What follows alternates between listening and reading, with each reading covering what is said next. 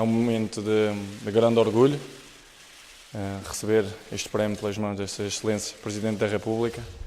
Obviamente que isto dá-me motivação para seguir trabalhando cada vez mais e melhor para representar ao mais alto nível o nome de Portugal no estrangeiro e obviamente estou muito feliz.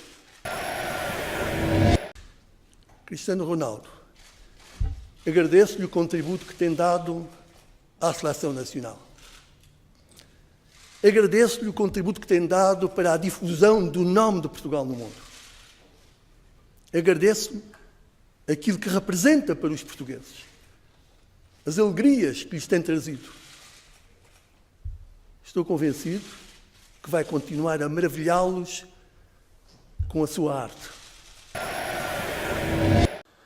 Eu acho que era, se calhar, ainda melhor do que ter ganho, não minimizar os troféus que ganhei hoje e também da Bola de Ouro, mas acho que seria o culminar de uma grande carreira de ganhar algo pela seleção, é isso que eu mais ambiciono.